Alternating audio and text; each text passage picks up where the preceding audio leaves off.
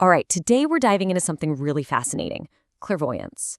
But maybe not in the way you're thinking. We're not talking about crystal balls or a party trick, right? We're looking at it as a part of a much bigger journey, a spiritual one, all about self-awareness. And this whole journey, it usually starts with a feeling we've all had at some point. Just think about it for a second. Have you ever felt that little nudge from your gut? That whisper of intuition that just feels right, and later you find out it was spot on? That's exactly where we're starting today, in that quiet little space between what we know and what we don't. Okay, so first things first, let's make sure we're all on the same page. When we say clairvoyance, what does that actually mean? Well, at its heart, it's pretty simple. It's the ability to see things without your physical eyes.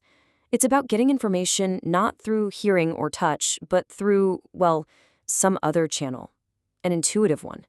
It's this really incredible and honestly often misunderstood part of our potential. And this, right here, is where it gets super interesting, because it's not just about what clairvoyance is, it's about why. What's the real purpose behind these kinds of psychic abilities? So here's the key thing to remember.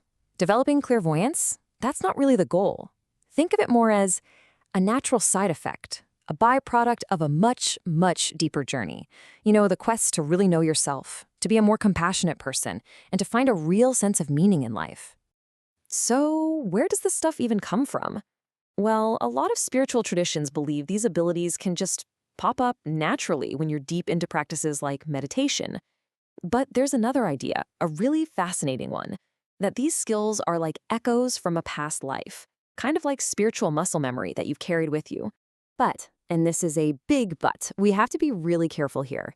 Just because someone has an ability like this, it absolutely does not mean they're more spiritually advanced than anyone else. That's a total ego trap. Real spiritual growth, it's all about humility, it's about compassion, not about collecting cool psychic powers. Yeah, let's unpack that danger a little more.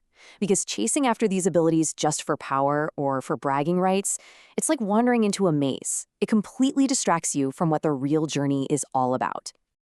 And look, this isn't some new age warning. The Buddha himself talked about this. He cautioned people against getting too attached to these kinds of supernatural gifts, what they call siddhis. Why? Because they can be a major distraction from the real goal, wisdom and compassion. And you see the same idea pop up all over the place. Take Christian mysticism, for example. Spiritual gifts are seen as something to be used for serving others with humility. The whole point is to help the community, not to build up your own personal power. The Sufis have a really beautiful way of looking at this too, with a concept called kash. Now, kash isn't something you go looking for. It's a kind of divine insight that only shows up after you've done the hard inner work, purifying your heart and really letting go of your ego. It's something you earn through humility, not through ambition. Okay, so we've talked about the philosophy and the spirituality of it. Let's switch gears a little bit. Let's get into the physiology. How does our actual brain fit into all of this? Let's check out that bridge between the mystical and the scientific.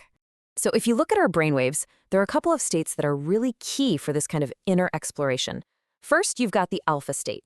That's that calm, relaxed feeling you get from deep breathing or walking in nature. It's like a bridge to your subconscious. And then if you go even deeper, you hit the theta state. This is what happens in deep meditation or REM sleep. It's a space of incredible creativity and, some would say, profound spiritual connection. Learning how to get into these states, that's a huge part of the process. And all this talk about brain states, well, it naturally leads us to a tiny but super famous part of the brain, the pineal gland. This little thing has become a huge focal point in these discussions, but its story is actually really misunderstood. Way back in the 17th century, the philosopher René Descartes was completely fascinated by it. He famously called it the principal seat of the soul, the very place where he thought all our thoughts are formed. But we have to be really clear about this. Descartes wasn't coming at this from a mystical place. He was thinking like a scientist, or a mechanic, really. He was trying to solve a puzzle. How does the non-physical mind interact with the physical body? For him, the pineal gland was the perfect answer, this single, central little switchboard connecting the two. It's actually modern spiritual thought that's taken his ideas and run with them, reinterpreting the pineal gland as the third eye, that symbolic gateway between the physical world and other realms of consciousness. All right, so let's say you start to get these little bits of information, these flashes of insight. Now what? How do you figure out what's real and what's not? This brings us to probably the single most important skill in this whole journey: discernment. So, how in the world do you tell the difference between a real, genuine vision and something you're just making up in your head? It honestly boils down to one feeling. Does it feel received or does it feel created?